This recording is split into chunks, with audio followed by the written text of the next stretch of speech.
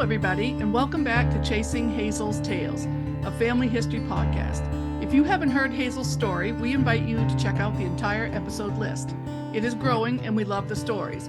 But as we said last week about the Nicolai family, all roads lead to Rome, and we weren't kidding. I'm Kim McLaughlin, and for the record, my pie chart on Ancestry has no Italian ethnicity whatsoever. Big zip. But I can claim Juris Matrimony if Andrew ever gets his citizenship, so then I'll be Italian. But Andrew has about 12% Italian ethnicity according to Ancestry.com. And I'm Laura Ireland. I also have zip for Italian ancestry. That doesn't mean I'm not a wannabe. Yeah, that's right. But we want to welcome Lisa Goodwin back as we continue on with the Nicolai story. And Lisa, how much Italian ethnicity do you have? Well, I have about 5%, and that fluctuates back and forth, of course. And I'm really honored to be back here and excited to share some of the memories. Welcome back. All right. And yes, we've got things to get to today. Now comes down to the real fun part. We've come full circle. You'll remember that the 4 Nicolai children now have where their father was born and where his family lives. So last week we discussed how they connected via letters sent to the mayor of Montefiascone, Italy, and Bullseye. They found family. After multiple letters with the Italian aunts and uncles issuing invitations to come over and meet them, what do you think Sibby did? Well, she got her travel buddies and she planned her trip. And her sister and Lisa's mother, Ruth McLaughlin, and her daughter, Dee Dee Saunders, were her travel buddies, and they jumped at the opportunity to go. A quote from the article that we mentioned last week said, "Ruth McLaughlin will barely make it," laughs Sibby, as Ruth has 10 children to think about while she's away for 17 days. So we're going to go into detail about this trip the best way we can. It's going to be a first-hand journal from Ruth, and you're going to love it. But first, we want to tell you just a little something about Montefiascone, and basically, can you get there from here? Yeah, so I think we mentioned in a previous episode, it's somewhere in the middle of Italy, but to be a little more specific, it's about 60 miles north of Rome in central Italy, and it does have about 13,500 people, and it lies on a hill overlooking Lake Bolsena or Bolsena. Or might be something completely different. I have no idea. To tell you the truth, I'm not sure, but I think it's Bolsana. Is that right, Lisa? Yeah, I think that's closer. That's good. Bolsena. But the truth is, I Americanized it really good. The truth is, I don't know. I'm guessing. Yeah. So go ahead, continue. Okay. All right. And so it's about 600 meters above sea level. So that's about 2,000 feet. And it's a former Etruscan settlement. So, and it has an unmistakable silhouette with the remains of the Rocca dei Papi. Oh, that's really good. I'm just winging it. Fortress settlement and the impressive dome of the Church of Santa Margherita. And the Rocca dei Papi is a former summer residence for the Pope. So that's pretty cool. Mm-hmm. And in looking through online, there's some very nice information about Montefiascone. And it's described in a travel blog that I read as the hidden gem of Italy, near Rome with numerous churches, cathedrals, and home to at least one winery. And this blog did happen to mention the one that you had talked about from your trip, Est. And it uses the grapes that are grown by Nicolai family members, which is very cool. And we wanted to ask you, Lisa, if you have any memories before we get into your mother's journal. Do you have any memories of your mom getting ready for this trip? I would imagine she was pretty excited. Yeah, she was. She was very excited. I was only 8 years old at the time, so I have minimal memory. So I don't remember much about the preparation other than her getting her photo taken for the passport and getting some new luggage. I'm not sure where she had that photo done, but it became a framed photo in her house. So I'm thinking it must have been done professionally.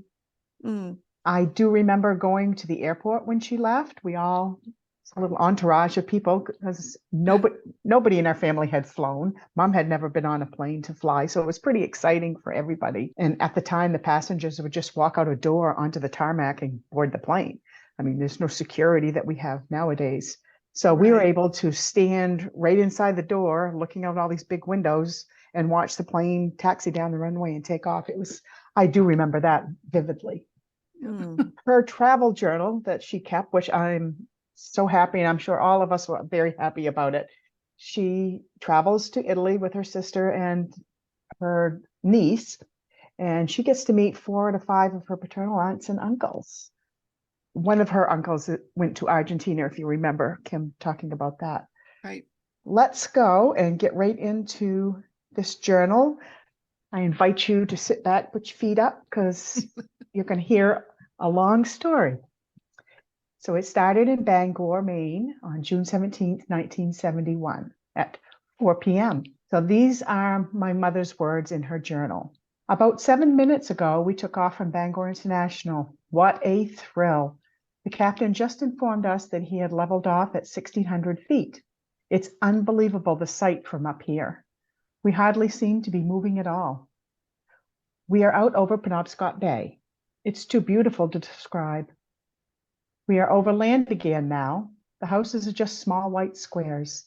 The streets look like rope crisscrossing everywhere. Right now, we seem to be following 95, which would be Interstate 95. You can see the clover leaf interchanges. The clouds look like billowy soap suds, so white. We are now over water altogether. The captain just informed us to fasten our seatbelts. Now we are over land again. We must be close to Logan. There are just miles of sandy beaches just below us. The view of Boston from the air is really something. Everything looks so neat and square. The sand traps on the golf course look like giant foot tracks. The plane has just landed, so smooth it's hard to believe that anyone could control such a large plane going so fast. Walking in on the enclosed ramp looked like it did in the movie Airport. Everything covered with thick carpeting. I just went into the coffee shop and had a sandwich and coffee. A gray-haired man with a foreign accent tried to make conversation, but didn't encourage him, so he kept still. Don't talk to me, bud. I Don't got talk to places me, to man. go. It's 5:15. Still have an hour to go before Sylvia lands. I guess I will just people watch for a while. I had quite a long wait at Logan. Sylvia and Dee Dee arrived at 6:30. They were so excited about flying. Sylvia talking a blue streak. And if you know my Aunt Sib, you know she could talk like nobody else. It took quite a while before we could get aboard our TWA flight. We had to wait in line to get our seat numbers. Then we had to wait in line to be checked by security to see if we were carrying guns and so forth. This flight is hard to believe. We are traveling on a 707 Starstream. We were served cocktails and then dinner. I had roast chicken in burgundy sauce with broccoli and au gratin potatoes and a seafood salad, roll, crackers and cheese, and apple pan dowdy and coffee. Times have changed, haven't they? They sure have. That would have cost you more than the ticket these days. Here's your bag of peanuts. The co-pilot came around with earphones so we could listen to music, whichever type we preferred, we could tune into. They haven't started the movie yet. Sylvia and I have talked steady. I believe they did. The restrooms are all stainless steel, very clean and compact. You would not believe the size of this plane. It makes the Northeast Yellowbird look like a toy. So that's the plane that she flew from Bangor to Boston on. I've The never wing heard of spread. them. Yeah, they're not in existence, Yeah. existence anymore. That didn't even ring a bell with me. The wing spread is enormous. I have not been the least bit nervous. My ears keep popping now and then, especially on takeoff and gaining altitude. It was so strange to look down and see the sunset. Tried sleeping, but no success. Guess I'm too excited about everything. Everyone back home is sleeping. It is 10:01. Here it is 10:06. Our flight took us over Nova Scotia, the North Atlantic, England, English Channel, and to Paris. The sun has come up a fiery red below us. The clouds are all white like the ripples in drifted snow. Just unbelievable. We caught a glimpse of the British Isle and Ireland. The coast of Normandy, the farmland across France was so beautiful. The fields were so flat. Every field was outlined. Each seemed to be a different shade of green, some yellow and brown. I noticed many large houses with orange tiled roofs. They were built in a square with a large courtyard in the middle. Coming in over Paris was fabulous. So many beautiful rivers and bridges. I was amazed at the large highways with overpasses. Some sections in Paris is just like I pictured. It's so old world-like, and other sections so modern with tall skyscrapers. Many large country estates with so much forest all around them. I noticed a lot of large industries. One large steel plant seemed to cover a block. We made a beautiful landing coming into Orly Airport. Even the captain complimented himself on his landing. Good job, if I have to say so. Holy cow, I really landed this thing. We had 1 hour and 15 minutes stopover in Paris. We were allowed to leave the plane. We don't do that now. No. And it is 20 after 4 in the morning in Lincoln. We are getting ready to take off for Rome. It will take us 1 hour and 30 minutes to get to Rome. There is a 6-hour time difference between Rome and home. I am really enjoying the flying. The plane is moving now. Goodbye, Paris. Hello to Rome. Just finished having lunch. Not too good. Went to the ladies' room, put on fresh makeup, feel much better now. We just passed over the Alps. What a beautiful sight. They are all snow-covered, just like you would see on a postcard. We are less than 30 minutes from Rome. This leg of the journey is real rough. We have run into so much turbulence. The day is bright and sunny. I cannot see the ground below. There is such a lot of thick, fluffy white clouds. This has got to be the roughest ride of the trip, just like riding in a truck. We landed here in Italy at 12. Going through customs was nothing. They never even opened our bags, just asked about cigarettes and liquor, marked our bags, and that was all. The whole clan was there waiting outside the gate at the customs, waving their arms, and carloads of them came in to meet us. We each had to ride in with different ones. What a wild ride. We went most of the way to Montefascone on a 4-lane highway. Wild drivers in those small cars. They were so afraid that I would be cold that they kept the windows rolled up. They thought yesterday was cold. It was beautiful and warm. I have never been kissed so much in all my life. Kisses on both sides of the face, so many hugs. Everyone crying and so happy. There was a man here all day who spent many years in Chicago. He speaks English real well. My books were such a help. Mom had some books that she could translate from English into Italian. Mm-hmm. So that's what she was talking about there. And they are just fascinated by her books. The young boy, Massimo, can understand a little English. He is my constant companion. The first meal was something else again. They keep wine on the table in 3 or 4 big jugs. Our kind of people. They are. The first part of the meal was chicken soup. Then we had chicken and greens. We thought they were finished. Then they brought in noodles that they had made themselves. They were delicious. I was full by that time, but they cleared the table again and brought in more chicken and salad. I had 4 glasses of wine with my dinner. And I would have loved to have been there because my mother wasn't a drinker. After dinner, the women all took a walk around to all their houses. They are all very neat. Everything is of stone and lime, all dirt roads around here. Everyone so friendly. We were celebrities here. After supper, Alvaro played the accordion. He plays real well. The children are real sweet. They like to have you make of them and hold on to their hands. You should see them with Sylvia when Sylvia gave them Tootsie Roll pops. They really thought they were something. Sylvia talks steady. They point to their tongue and to Sylvia and then laugh. I told you she was a talker. It was a long day. We lost most of it with the time change, 6-hour difference, so I was tired when I went to bed. So now we're on to Saturday, June 19th. We get up the next morning. The sun was high. The women were waiting for us to see what we wanted for breakfast. They are so gentle and kind. Each of them wanted to give us eggs. Assunta finally cooked them in an open fireplace. They do all their cooking on the open fire in a fireplace. Their stoves upstairs are hardly ever used. They live most of the time in a big room on the ground floor. Their houses are spotless. The floors are covered with beautiful marble tile. The family is very close. The children eat with their parents, the younger women fixing the meals. After breakfast, We went out of doors, thought we would write some letters. The sun was so beautiful and hot. I got a sunburn started in less than an hour. I would love to put on my shorts and get my legs tanned, but I don't think the married women wear shorts and slacks. We tried to explain to them that in America we wore them. All they would say was, no, no, laugh and shake their heads.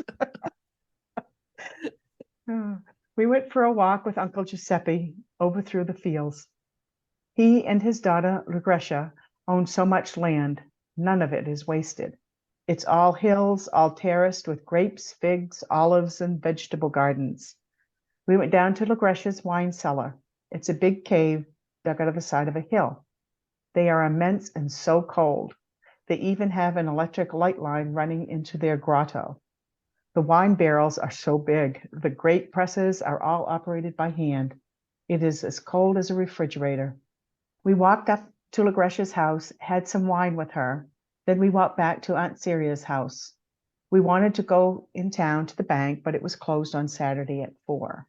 We went into town with Bruno to get some stamps. Everything closes up from 2 to 4 for a siesta. They stay open later in the evening. We then started a long walk up through the town of Montefiscone, straight up all the way. The town is built on a mountain. I cannot explain here. It would use all my paper. On the top are immense buildings. Some of them are still being used for living. Some are crumbling down in ruins. The Church of St. Margherita, I have never seen anything so beautiful in all my life. The paintings on the ceiling are hard to describe. The altar is gold with figures painted around, everything so elaborate. It was built in 1676. The underneath sections of the church were built earlier. They are about 500 years old. We continued our walk up and took pictures. We came down and went to Aunt Philomena's house. She gave us lunch. We had bread, wine, and roast pork. It was supper time, and we thought that was it. I was so full. When we got home, there was another meal waiting. I could hardly eat. I was so stuffed. Then on to bed. Sunday, June 20th. I got up quite early this morning. The little children were dressed up in their Sunday best. We were not going to church until 11:30. Bruno took us for a walk through his field. He and his wife, Assunta, own a lot of land. The fields are all on the hillside. There is no flat land here, everything terraced on the hillside. He, too, raises many grapes, wheat, oats, figs, and olives. Everyone has his own garden. They raise the same things here that we do in our gardens at home. I never saw anyone who eats as many fresh fruits and vegetables as they do here. They pick fresh cherries, peaches, and apples every day. That is what they put on the table for dessert. He showed us a big grotto in the side of the hill that the family used to live in years ago. The cave is over 100 years old. We went back to the house. The family was preparing a feast for Sunday dinner. Felicia was making noodles. What an art. Assunta was cooking chicken outside in another building. They don't do cooking in the house. She was cooking chicken over an open fire. She was basting it with oil. She uses leaves off the trees to baste with. Bruno took us to church about 8 miles away. What a huge church. We did not attend Mass in that one because it had suffered a lot of damage in the earthquake last year. Mass was said in a smaller building. The priest took us all through the church. What a beautiful place. His living quarters were on the 3rd floor. Everything is done in the most beautiful tile and marble. He took us up 2 more flights of stairs with him while he rang the bells. 7 giant bells in the top of the church fell during the earthquake, but they have gotten them up again. The church is being all restored back the way it used to be. The people here are quite noisy in church. I guess it's hard to shut up in Italian.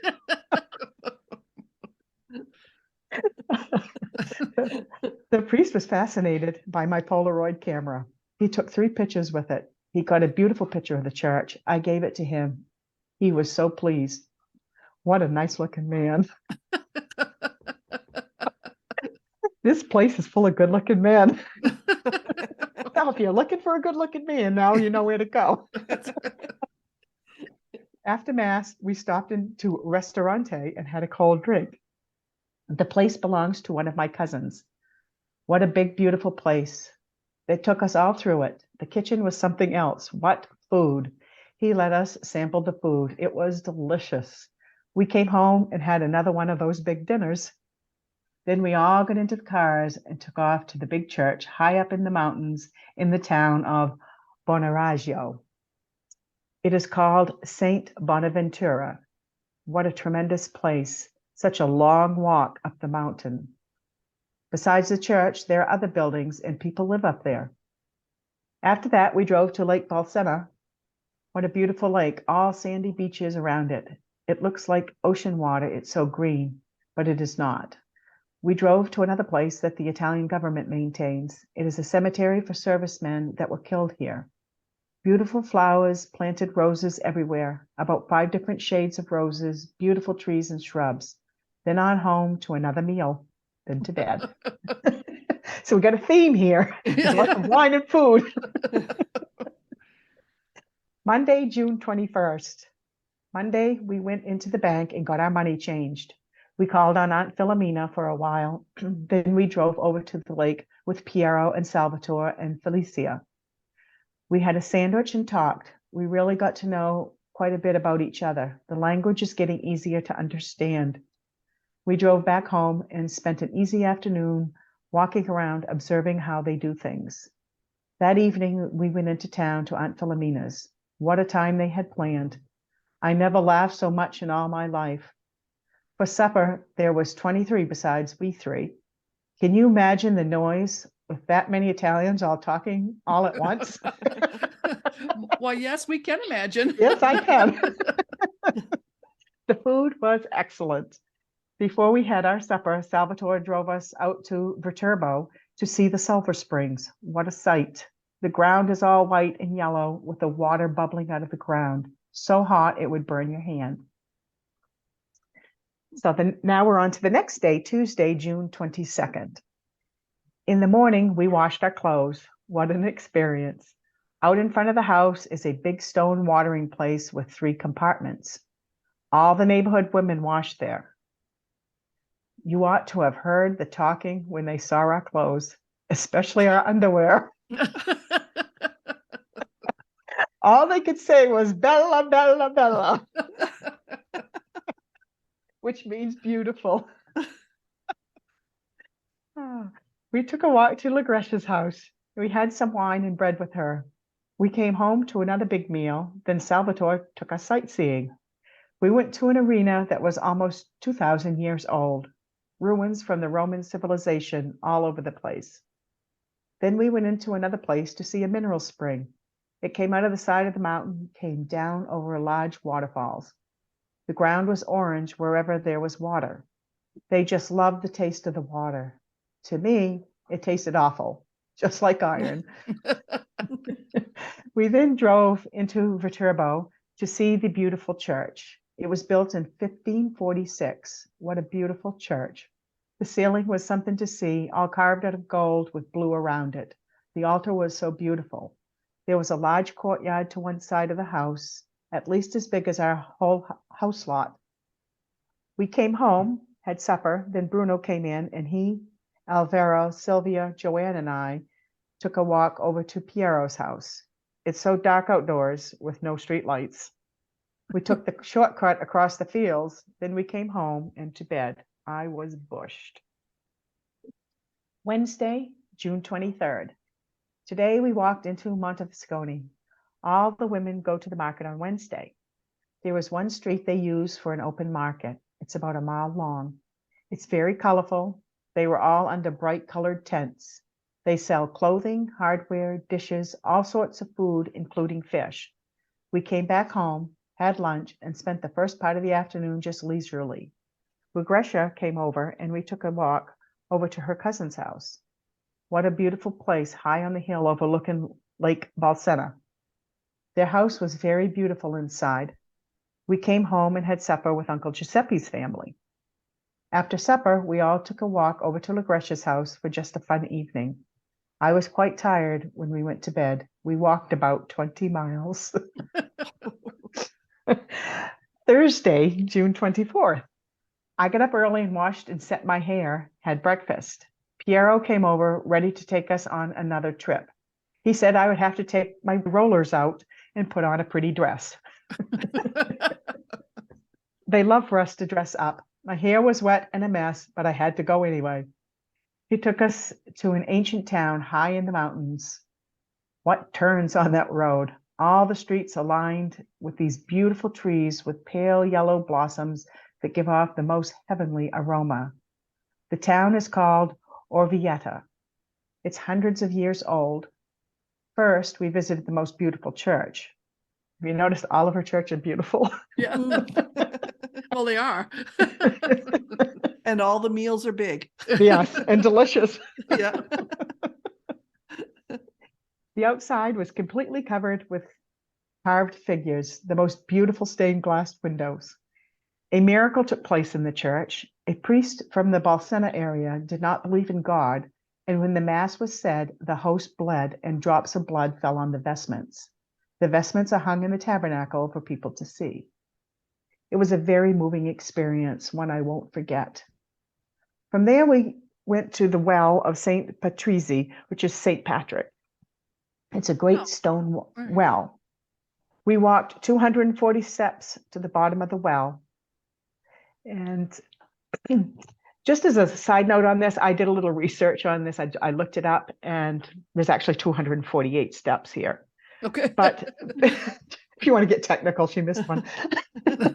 So there are two sets of stairs, and the way they described it, it was like I forget the words now. Double helix? A DNA helix is Mhm. what they called it. So, here we are, we're talking genealogy, DNA. I just thought it was Yeah, it kind of all goes interesting. together. Yeah. So the country around there is so beautiful. We came home and had supper with Bruno and his family afterwards. They played music and showed us how to do some Italian dances, then to bed. Friday, June 25th, we got up, had breakfast, and after breakfast, we watched Aunt Sierra and Severina make bread. What a job. It's such hard work. After that, an American from Chicago that we met in Montefascone came over to see us. He stayed, had dinner, and we had a long visit. He is a retired restaurant owner. We were able to talk much better, and we were able to make them understand quite a few things that we could not before. We went for a swim in Lake Bolsena. The water was so warm. Afterwards, Salvatore took us for a ride around the lake. It took about 2.5 hours. What a beautiful trip. These people are so kind, they can't seem to do enough for us. We went home, had supper, went to bed early because we are going out in the fields to help them tomorrow. So they've been there for a few days now. They're putting them to work. Saturday, June 26th. We got up early this morning, had breakfast, then we went out in the fields with them to help with their grain harvest.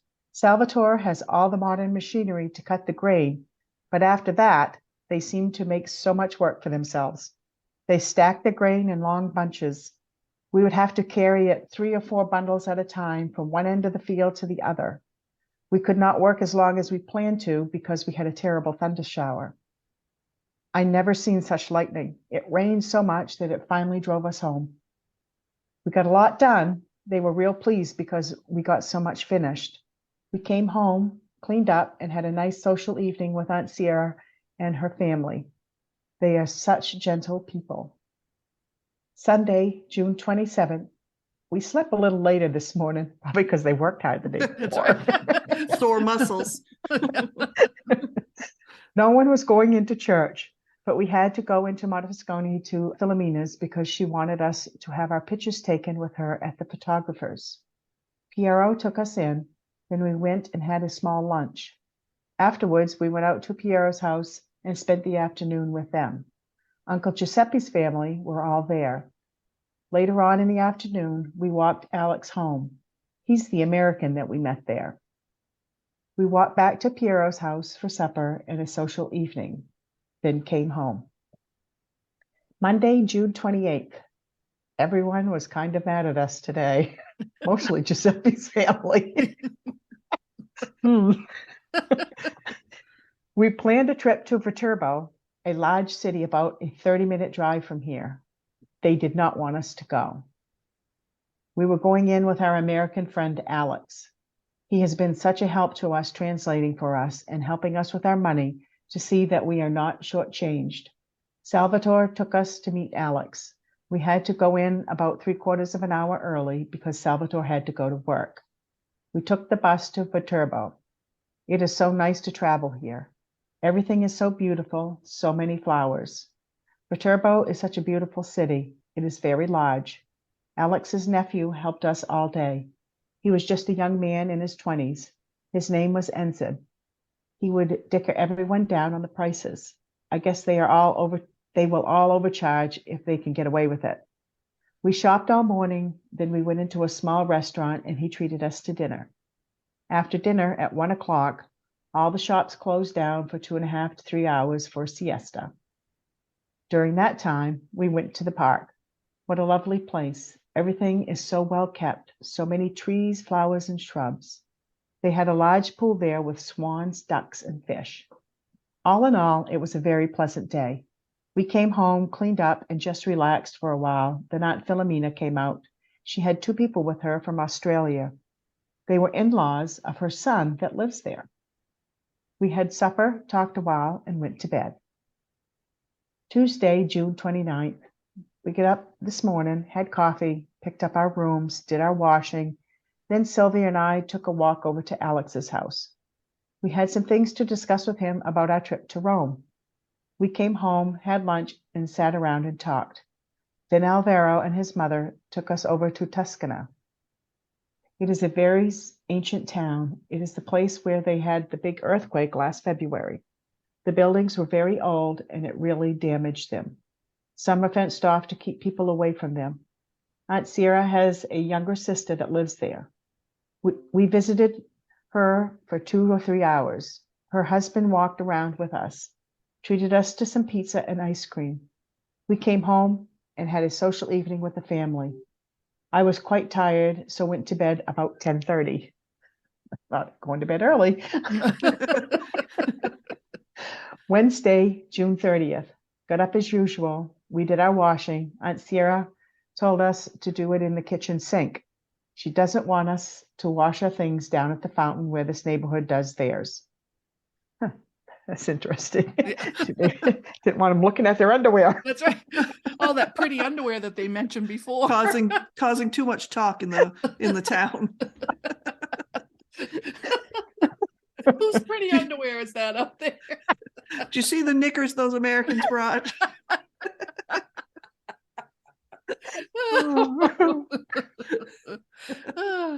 Okay. After that, we just visited between the 2 families. Then we went into Montescone shopping. I think we should probably just say that where they lived was a little bit outside of the town proper. So that's why they were always saying that they went into the town. Right. They had farms Right. basically out there. Yep. Right. Afterward, we went with Severina and Domenico to the lake and had dinner with them at a big outdoor restaurant. It was very nice. They took us to the place where he works. He works for a musician who travels all over the world. We went through his villa. It was like something you would see in the movies. I wonder who that musician was. That's kind of interesting. Mm. I'm still Thursday. laughing over the knickers. Sorry. I need to get over that. I had to move on, Kim. I know it's time to move on. I'm glad they didn't ask us to wash our. Oh no, that wouldn't have been pretty. All right, I'm done. All right. I think I might have to mute me. Go ahead. I'm serious now. Okay, go ahead. Okay. All right. Thursday, July 1st. We had to get up quite early this morning because we were going to Rome today, and it was the highlight of our trip. It is the most beautiful city I have ever seen. First, we went to a big terminal where one of TWA's offices are and reconfirmed our flight. There was thousands of people there in that one building. It covered acres of ground. Sylvia and Joanne, Alex, and myself were the only ones that came on this trip, plus Nino, our driver. He really knows this city. He brings people here on tours all the time. The old section of Rome is still surrounded by a stone wall. It is really something to see. The fountains here are a work of art. Our first big stop was at St. Peter's. I shall never forget that place. It is unbelievable. I never knew anything could be so beautiful. It is huge. It's hard to comprehend. The ceilings are carved with real gold and with other colors on every portion of it. The ceilings are all painted with beautiful paintings. I don't have words to describe the many altars there. They were all so beautiful. The popes were all represented by huge white marble statues. We were all just spellbound by it. Then we went down underneath St. Peter's to where the popes were buried. They are all in separate sections with an altar for each one. Many people were kneeling and praying at the tomb of Pope John the 23rd. He was very popular here, much more than the present one. I have to look that up and see who was the Pope then. Yeah. From there, we went out to eat. It took about an hour and a half to eat. Nothing much is cooked ahead. It's usually cooked to order. The Italians eat a lot, but slowly and in different courses. From there, we went to the Colosseum. The pictures of that place doesn't do it justice. I could put at least 8 houses the size of mine in that place and still have room to spare. And we had a very large house. I still can't comprehend how a place so big and tall was ever built so long ago with no tools to do it with. We visited many ancient places after that. Then we went underground through a huge 6-lane tunnel to the new Rome. Everything so modern and beautiful. We visited the new Colosseum, which is square but patterned after the old. The buildings are really something. In America, they are so plain, but here they are really art. This part of my trip I will never forget. When we got home, they were all here waiting for us with another big feast. Gotta eat. Friday, July 2nd. We got up and did a small wash. Then we walked into Montefascone, shopped for a while, then went up to Aunt Philomena's and had dinner with her. We spent most of the afternoon with her. We walked home with Lucretia. We had a very nice visit with them. We had supper that evening with Bruno and the family, and we were quite late getting to bed. I was tired and slept real well. Saturday, July 3rd. Got up, had breakfast, and we began the task of packing. What a job. We had picked up so many extra things. We spent most of the day just horsing around. The women were all very busy getting ready for our final fiesta. Alex and Joe came out later in the afternoon. Everyone just sat around and talked, just a quiet day all in all. Sunday, July 4th. We got up early and done our hair. Then Piero came over with wine for us to bring home. Good old Piero, he makes good wine. Is that who made the wine? Yes. That- That's another story for That's another another day. story. That's all right. Oh, We didn't need the extra weight, but you just can't say no to these people. Yeah, sure, I say no to that wine. yeah. Not. The women were all busy preparing a feast. There was 27 there for dinner. What a day, so much laughing and fun and loads of wine. Alvaro played his accordion and everyone danced. Some of us went into our cousin's restaurant and had ice cream. Later on in the evening, we went into Aunt Philomena's to say goodbye to her family. So many tears of emotion. Then back home to say goodbye to Severina and Domenico and the girls and also Lucretia. What a hard job. Everyone was so sad. It seems like the end of the world to them. I dread tomorrow. I hate to leave them. They are such wonderful people and they think so much of us. We finished our packing and went to bed. I just twisted and turned all night. I was so tense. I didn't sleep hardly at all. And that's it. That's the end of her journal. So, what do you think of that, girls? I think that she did a really good job of, things that people don't usually do, documenting all the different interactions and what it meant to her and what it was And the like family there, right? to reunite. Yeah, that's Yeah. really something. They were very, very happy and emotional to have them there. Mm, being Yeah, and I think repainted. she did capture some of that. And, just when they were leaving, that sadness that came over Mhm. all of them, Yeah. because mm, they did have that instant connection with them. right, right. So Hmm. lots of things to unpack in that story, but we could have a whole different podcast on just that. But so there was a couple of things that were mentioned that I wanted to just say, because one thing that they mentioned was the cave, and that to me was like so fascinating. And so I had to say, what cave and what are you talking about? And it was mentioned in the journal. So she, of course, was more closely related to the story. I would say, what was the cave for? And some people just shrugged their shoulders and they didn't really know. The story wasn't very clear, but I think it was very clear in Ruth's journal. Yeah, I remember Mom telling me that they used to live in caves over there. They didn't have homes like they had when she was there. The caves were their home. They didn't call them caves, they were grottos, but I can remember when I was little when she told me that, yeah, when she came home from Italy, and I just thought we were cavemen. Yeah. I was like, that is so cool. My grandmother was born in a cave. We were closer to cavemen than we thought. But for some reason, I thought it was for wine. But like everybody over there has their own wine cellar, and it goes right down into the ground. It's almost like a cave. But I thought, was it a bomb shelter? But no, it was places that they had used as dwellings in the past. Yeah, and they converted them into wine cellars later. Right, right. It was very interesting. Yeah. They had really awesome wine cellars. Yes, they did. As they should. If we didn't have so much granite here in the we too Right? could have some really great wine cellars. Yeah.